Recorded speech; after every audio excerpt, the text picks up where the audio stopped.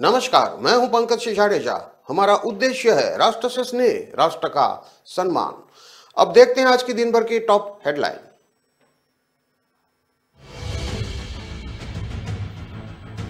पत्नी की गिरवी पाइजेब के लिए हत्या, कड़ा चुराने के लिए सिर फोड़ा, बच न जाए इस डर से छाती पैर पर कुल्हाड़ी से कई वार किए।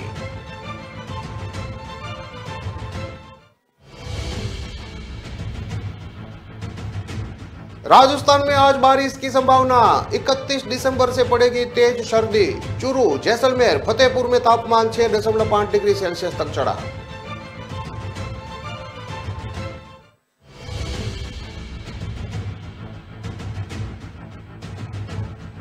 देश में 5 आश्रम चलाने वाला महंत गिरफ्तार। मां पर एसिड अटैक के बाद बेटी से सेक्सुअल हैरेसमेंट, बोला मेरे खिलाफ बड़ी साजिश।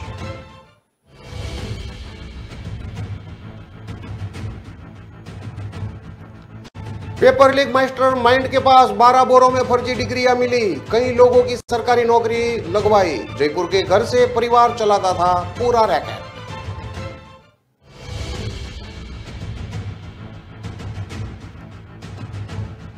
जयपुर में इंस्टाग्राम पर दोस्ती कर युवती से रेप, मिलने के बहाने होटल में बुलाया, विरोध करने पर शादी का किया वादा।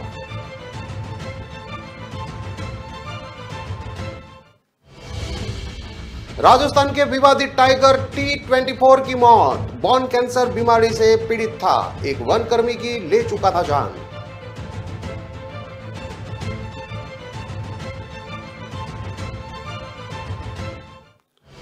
फरवरी से टूरिस्ट देख सकेंगे चीते, बड़े बाड़े से खुले में होंगे शिफ्ट, कुनों का तीसरा गेट भी खुल जाएगा।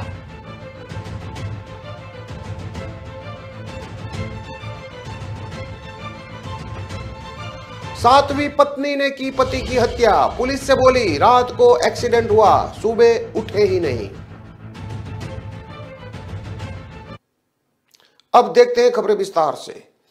2 महीने पहले जंगल में बकरियां चरा रहे एक युवक की कुल्हाड़ी से सिर पर वार कर हत्या कर दी गई थी। चरवाहा बच न जाए इसके लिए हत्यारे ने कुल्हाड़ी से बेरहमी से छाती, पेट और पैर पर भी कई वार किए थे। लाश को भी पहाड़ी के पानी से कटाव होने वाली जगह पर मिट्टी और घास डाल के छिपा दिया था। 2 महीने बाद पुलिस ने इस ब्लाइंड मर्डर का खुलासा कर दिया है। हत्या की वजह चौंकाने वाली थी।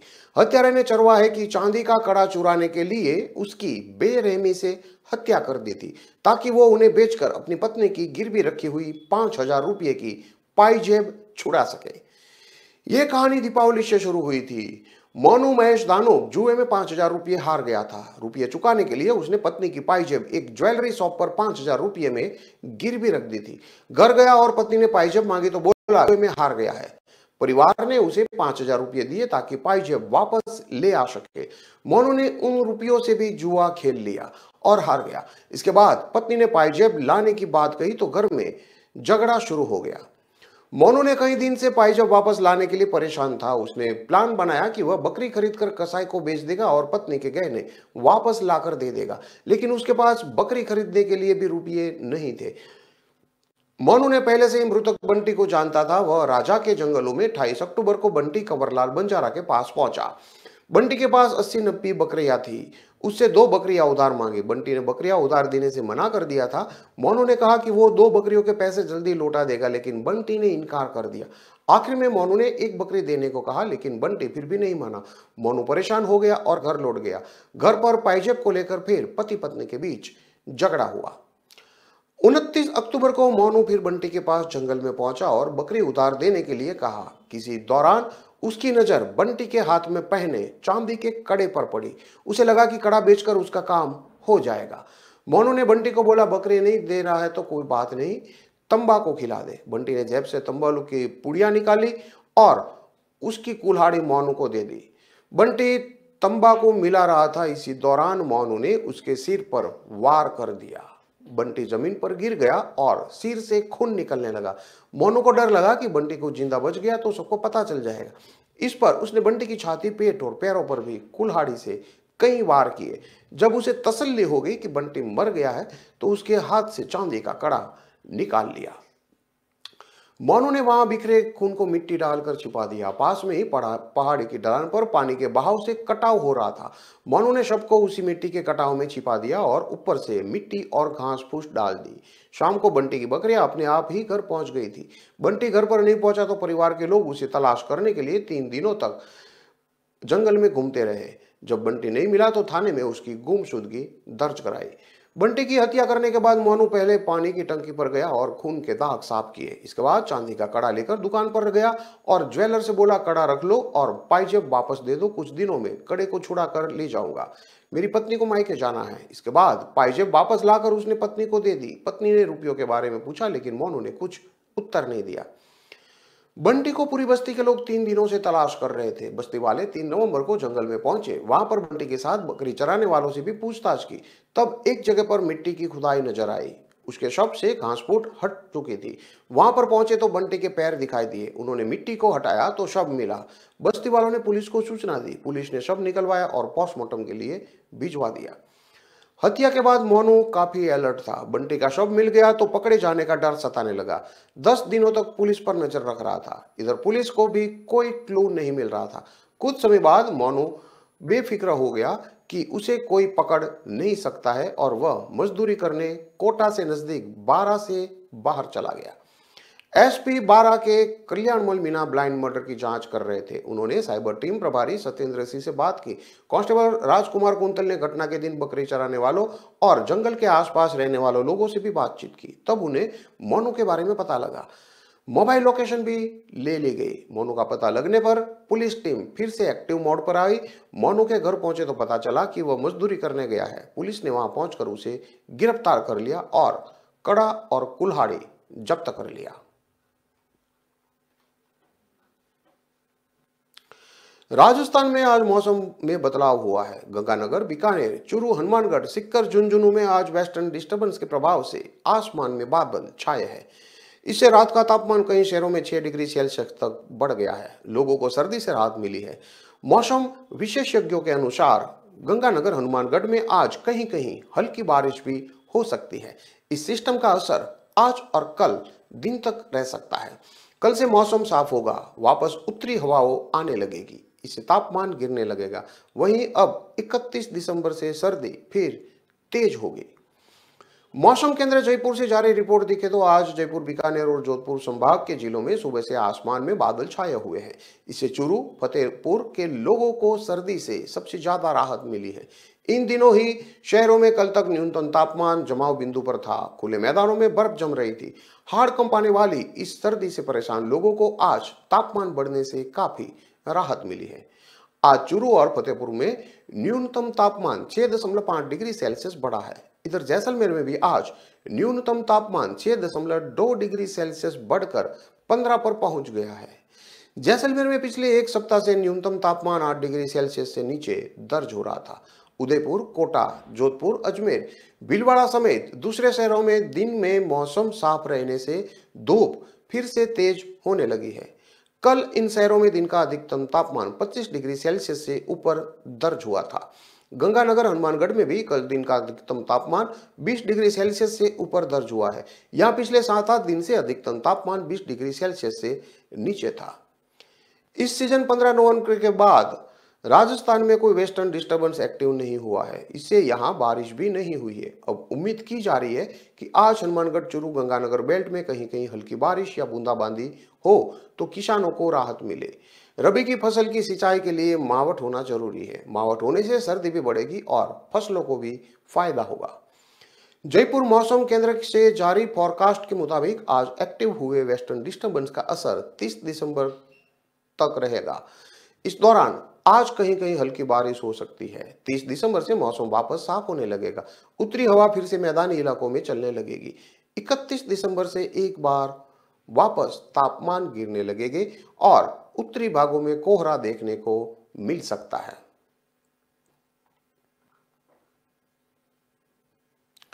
सेक्सुअल हैरेसमेंट के मामले में भीलवाड़ा के घोड़ासडांग के हनुमान मंदिर के महंत सरजूदास महाराज को बुधवार को गिरफ्तार किया था। अब कई चौंकाने वाले खुलासे हुए हैं। सामने आया है कि आश्रम के अंदर कुटिया में नाबालिग से हैरेसमेंट किया गया था। पॉक्सो के में सबूत मिलने पर उसे पकड़ा गया। इससे पहले उसकी मां के चेहरे पर एसिड फेंककर जान से मारने की कोशिश भी की गई थी, लेकिन उसमें महंत के खिलाफ सबूत नहीं मिले थे। मां बेटी ने मांडल थाने में रिपोर्ट दर्ज करवाई थी। मामला सेंसिटिव होने के नाते पुलिस ने 2 बार क्रॉस चेक करने के बाद आश्रम में दबिश दी थी। 8 थानों की पुलिस उसे पकड़कर आश्रम से बाहर लेकर आई थी। पूछताछ के दौरान महंत डर गया था और मुंह में एक बीज खा लिया, जिसके बाद उसका मेडिकल करवाया गया। पुलिस ने कोर्ट में पेश कर 5 दिन के लिए उसे रिमांड पे लिया है। एएसपी चंचल मिश्रा ने बताया कि 6 दिसंबर को मांडल थाना क्षेत्र की एक महिला पर एसिड अटैक हुआ था। महिला ने महंत सरजुदास महाराज पर एसिड फेंकने का आरोप लगाकर थाने में मामला दर्ज करवाया था। उसकी बेटी ने ही 18 दिसंबर को महंत के खिलाफ सेक्सुअल हैरेसमेंट की रिपोर्ट दर्ज करवाई थी। सरजुदास के खिलाफ मांडल थाने में मामला दर्ज होने के बाद से ही पुलिस सक्रिय हो गई थी। पुलिस ने आश्रम में काम करने वाले कई लोगों और नाबालिग के साथ रहने वाले बच्चों से भी पूछताछ की थी। पुलिस ने जलगांव स्थित आश्रम में रहने वाले एक युवक से भी इस मामले में पूछताछ की थी, जिसे नाबालिग ने महंत की ओर से किए यौन शोषण के बारे में बताया था।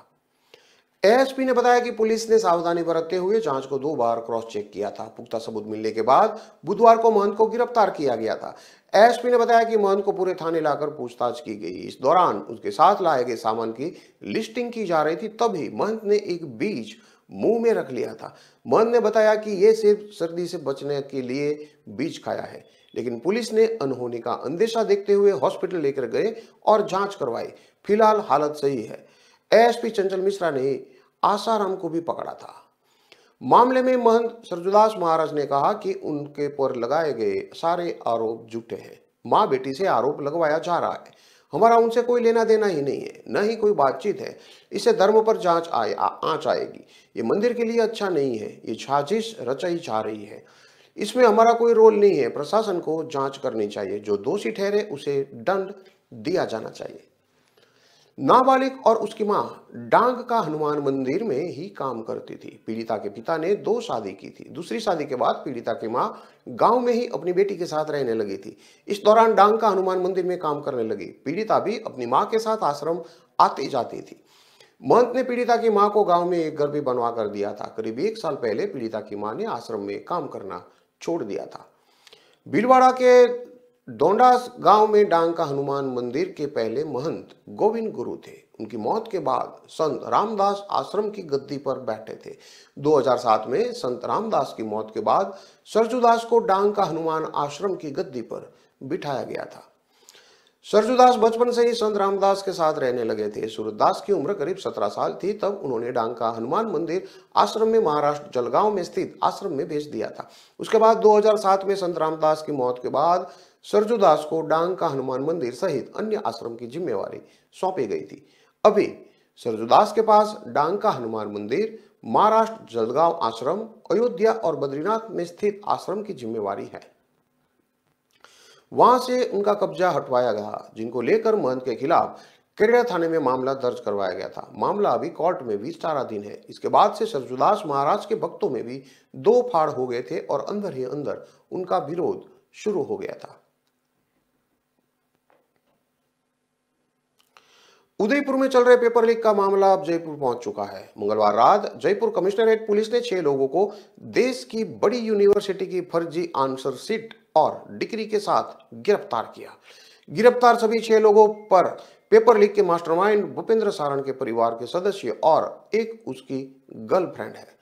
अब तक की पूछताछ में गिरफ्तार परिवार के सदस्यों ने बताया कि डिग्रियां बेचकर भूपेंद्र करोड़ों कमा रहा था। आरोपी के मानसरोवर के मकान से 12 बोरिया में भरी इतनी डिग्रियां मिली कि पुलिस भी हैरान रह गई। सभी ओरिजिनल जैसी थी। पुलिस भी दोनों में कोई फर्क नहीं कर पाई। बताया जा रहा है कि इन डिग्रियों के जरिए कई लोग सरकारी नौकरी में लग चुके हैं। Additional police commissioner Ajay Pal Lamba ने बताया कि भूपेंद्र सारण की शय में परिवार के 6 लोगों ने धंधा चला रखा था। इनके पास जम्मू कश्मीर से लेकर राजस्थान तक के कई कॉलेजों और यूनिवर्सिटी की डिग्रियां हैं। जांच अधिकारियों का कहना है कि कुछ डिग्री ऐसी भी मिली है जिसमें नाम, फोटो, सील, मोहर, साइन सब कुछ किया हुआ है। यह मिले सभी डॉक्यूमेंट्स को पुलिस ने जब्त कर लिया है। अधिकारियों का कहना है कि आरोपियों के रिमांड पर लेने के बाद और भी कहीं चौंकाने वाले खुलासे हो सकते हैं। लांबा का कहना है कि जिन लोगों ने इन बदमाशों को डिग्री बनाने के लिए पैसे दिया है, उन लोगों की पुलिस एक सूची बना रही है। दोनों ही घरों से मिली फर्जी डिग्रियों से पुलिस को इन लोगों की जानकारी मिल चुकी है। पुलिस इन लोगों को भी गिरफ्तार करेगी। ये लोग इन फर्जी डिग्रियों का इस्तेमाल करके सरकारी सेवा या यूनिवर्सिटी में आगे बढ़ने के लिए करने वाले थे। डिग्रियों के पैसे फिक्स नहीं थे, जरूरत देखकर पैसा बढ़ाया या घटाया जाता था। पुलिस पूछताछ में आरोपियों ने बताया कि डिग्रियों का पैसा फिक्स नहीं था। 10,000 से लेकर 5 लाख तक डिग्री और मार्कशीट का चार्ज लिया जाता था। सामने वाले की जरूरत सुनने के बाद यह तय किया जाता था कि उससे कितना पैसा चार्ज करना है। आरोपियों ने बताया कि फर्जी डिग्री के लिए लोग मुंह मांगा पैसा दे दिया करते थे। जयपुर कमिश्नरेट पुलिस गिरफ्तार बदमाशों से अब तक जिन लोगों को डिग्री और सर्टिफिकेट दिए गए हैं उनकी डिटेल खंगाल रही है। डीसीपी वेस्ट वंदिता राणा ने बताया कि भूपेंद्र सारण की पत्नी सहित 4 लोग 31 तारीख तक पुलिस रिमांड पर है। वहीं भूपेंद्र सारण की महिला मित्र प्रियंका 8 दिन के पुलिस रिमांड पर है। इन सभी आरोपियों से पुलिस अलग पूछताछ कर रही है। अभी तक की जांच में सामने आया है कि भूपेंद्र की मुलाकात 2 साल पहले प्रियंका से हुई थी। इसके बाद वह प्रियंका के साथ मिलकर काम कर रहा था।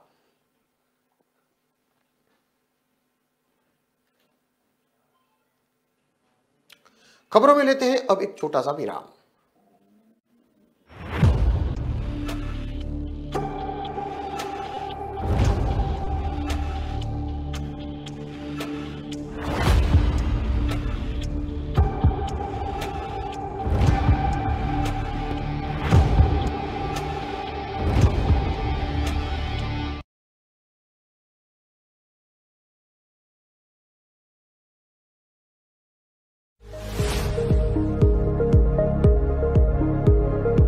आपने देखा होगा एग्जाम में आपकी समस्या ये होती है कि देखो ये बगल वाला तो ऊपर देखता नहीं, लिखता ही रहता है, अब मैं पीछे रह जाऊंगा, उसको ना, यानी दिमाग उसी में लगा पड़ा है।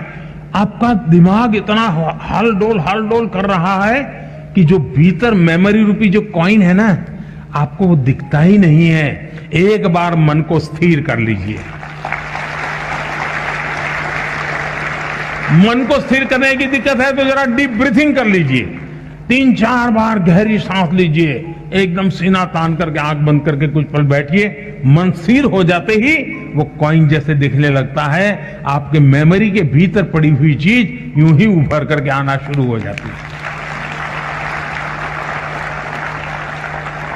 और इसलिए ईश्वर ने जिसकी मेमोरी ज्यादा है उसको कोई एक्स्ट्रा एनर्जी दी है, ऐसा नहीं है जी। हम सबको, हमारे सबका जो इंटरनल प्रोडक्ट है परमात्मा ने बहुत ढंग से बनाया हुआ है। हम किसको पनवाते हैं, किसको बढ़ाते हैं, उस पर निर्भर करता है। तो आप इसको बहुत आसानी से कर सकते हो। आप में से जो लोग पुराने शास्त्रों को जानते होंगे, कुछ तो कभी यूट्यूब पर भी कुछ चीजें अवेलेबल होती हैं। कुछ शताब्दानी लोग होते हैं, उनको एक साथ 100 चीजें याद आती है। हमारे देश में ये चीजें कभी कभी इसकी बड़ी प्रचलन हुआ करती थी। तो हम इसको ट्रेन कर सकते हैं, अपने मन को भी ट्रेन कर सकते हैं। लेकिन मैं आज, आप परीक्षा में जा रहे हैं इसलिए मैं उस दिशा में आपको नहीं ले जाऊंगा, लेकिन मैं कहता हूं मन स्थिर रखिए। आप अपने पास चीजें पड़ी हैं, वो अपने आप आना शुरू हो जाएगी, आपको वो दिखना शुरू हो जाएगी, आपका उसका स्मरण होना शुरू हो जाएगा और वही बहुत बड़ी ताकत बन जाएगा।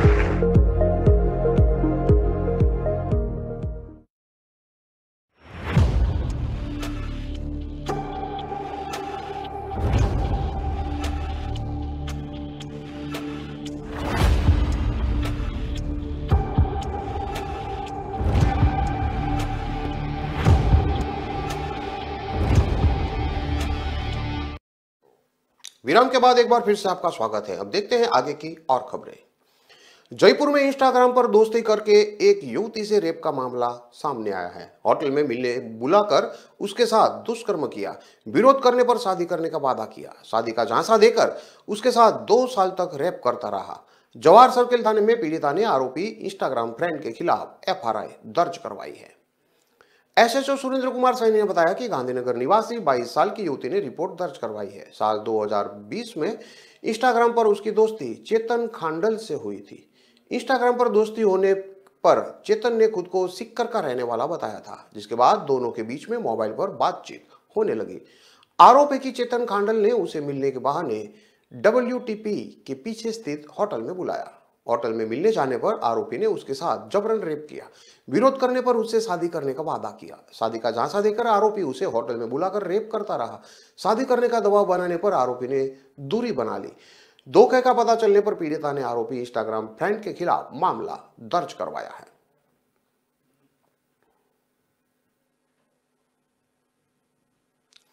राजस्थान के विवादित टाइगर T24 की बुधवार को मौत हो गई। T24 17 साल का था। उदयपुर के सज्जन नगर स्थित बायोलॉजिकल पार्क में दम तोड़ दिया। उस्ताद के नाम से मशहूर T24 बोन कैंसर बीमारी से पीड़ित था।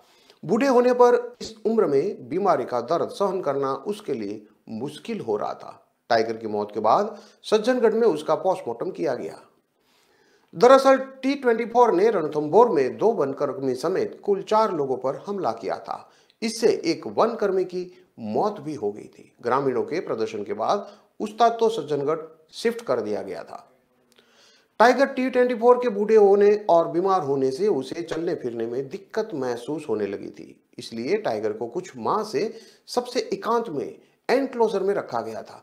बायोलॉजिकल पार्क में विजिट में आने वाले टूरिस्ट उसे देख नहीं पाते थे। अक्टूबर के दूसरे सप्ताह में टाइगर T24 को प्राथमिक जांच में बोन कैंसर जैसी बीमारी होने का पता लगा था। तब से टाइगर को जमीन पर पैर रखने में दिक्कत हो रही थी। फिर चिकित्सकों ने इस हलचल को नोटिस किया था। फिर उसे ट्रैंकुलाइजेशन करके जांच हुई तो पता लगा कि उसके राइट वाले पैर में मौजूदा हड्डी के समांतर और अलग हड्डी बढ़ रही थी।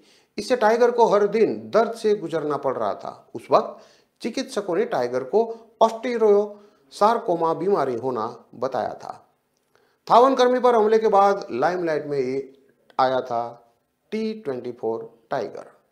7 साल पहले 2015 में रणथंभौर से लाए गए T24 ने 8 मई 2016 को एक वनकर्मी पर हमला करने के बाद लाइमलाइट में आया था। वनकर्मी की मौत के बाद स्थानीय स्तर पर T24 को लेकर ग्रामीणों ने विरोध प्रदर्शन किए थे। फिर दबाव में आकर वन विभाग ने उसे नेशनल पार्क में खुले जंगल से सज्जनगढ़ बायोलॉजिकल पार्क में एनक्लोजर में शिफ्ट कर दिया था। T24 को वापस नेशनल पार्क में लाने के लिए भी वन्य जीव प्रेमियों ने प्रदर्शन किए थे। उस्ताद को वापस खुले जंगल में छोड़ने के लिए कोर्ट में याचिका तक लगाई गई थी। यह एक नेशनल इश्यू बना, लेकिन T24 की वापस रिहाई नहीं हो सकी। तब से T24 Sajjangarh Udaipur biological park में रह रहा था। साल 2005 में रणथंभौर टाइगर रिजर्व फॉरेस्ट में उस्ताद नाम के टाइगर का जन्म हुआ था। टाइगर जुमरू के घर 3 शावक का जन्म हुआ था। इनमें दूसरे नंबर का T24 उस्ताद जन्मा था। जन्म से ही अन्य टाइगर की तुलना में उस्ताद की आंखों में तेज और चेहरे पर विशेष आकर्षण था। उस्ताद की मां का नाम गायत्री था। उस्ताद का एक बड़ा भाई और एक छोटा भाई भी था। बड़ा भाई का नाम T23 बोला, जबकि सबसे छोटे भाई T34 का नाम कुंभा था। जब माता पिता और तीनों भाइयों के साथ उस्ताद जंगल से निकला तो हर कोई उसे देखना चाहता था। जंगल में बचपन से ही अपना रुतबा कायम करना चाहता था। यही वजह है कि उसकी विशेष छवि और चेहरे की अलग आकर्षण की वजह से उसे लोग प्यार से उस्ताद करके बुलाते थे।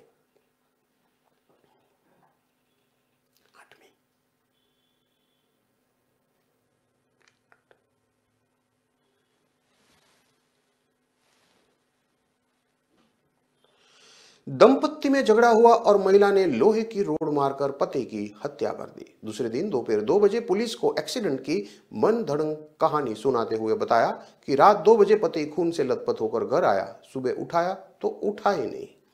जानकारी देने में देरी और घायल को अस्पताल नहीं ले जाने पर पुलिस को शक हुआ। बेटियों, परिवार वालों और पड़ोसियों से पूछताछ की तो पता चला कि रात में पति पत्नी के बीच झगड़ा हुआ था। पुलिस ने सख्ती सी की तो आरोपी महिला ने बताया कि उसने ही पति की पीटकर जान ले ली है। पुलिस ने महिला को गिरफ्तार किया है। मामला रतलाम के सिमलापाड़ा गांव का है। आरोपी महिला को आज कोर्ट में पेश किया गया।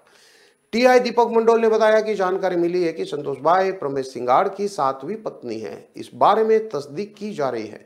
वर्तमान में यही साथ में रह रही थी। पूर्व की पत्नियों की वर्तमान स्थिति की जानकारी उपलब्ध नहीं है। एसपी सुनील पाटीदार ने बताया कि आरोपी पत्नी संतोष बाई को पति प्रमेश सिंगार की हत्या के मामले में गिरफ्तार किया है। घटना के समय आरोपी महिला की 4 बेटियां और उसका भाई दिनेश अग्रवाल मौके पर ही मौजूद थे। पुलिस ने इनसे भी पूछताछ की है। पति पत्नी में विवाद की बात सामने आई है। ये भी पता चला है कि मृतक प्रमेश शराब के नशे में पत्नी संतोष बाई से आए दिन विवाद करने के साथ मारपीट करता था। पत्नी पर धारा 302 का प्रकरण दर्ज कर लिया गया है। संतोष बाई ने मंगलवार दोपहर 2 बजे पुलिस को बताया कि खेतों में मजदूरी के लिए ट्रैक्टर चलाने का काम करने वाले पति प्रमेश सिंगार सोमवार रात 2 बजे खून से लथपथ स्थिति में घर आए। उनके हाथ और पैर से खून निकल रहा था। मैंने पूछा क्या हुआ, बोले कल बताऊंगा, और वह घर में पीछे वाले दरवाजे के पास जाकर सो गए। ऐसा लग रहा था कि जैसे उनका एक्सीडेंट हुआ है। सुबह मैंने चाय पानी के लिए पूछा तो वो नहीं उठे। उनके कोई प्रतिक्रिया नहीं देने पर मैंने हाथ लगाकर देखा तो उनके शरीर में कोई हलचल नहीं थी, वे मर चुके थे। पति प्रमेश मैडा सोमवार रात 2 बजे घर पहुंचा था और इसके बाद इसकी मृत्यु हो गई थी। ये बात इसकी पत्नी ने पुलिस को सुनाई थी। आरोपी पत्नी और मृतक पति के खिलाफ मारपीट के दो केस आगे भी दर्ज है और भी दर्ज केस की जानकारी निकाली जा रही है। पत्नी ने पति पर जिस टॉमी यानी कि लोहे की रोड से हत्या की थी उसे घर के पीछे गड्ढा खोदकर गाड़ दिया था। पुलिस ने टॉमी जब्त कर ली है।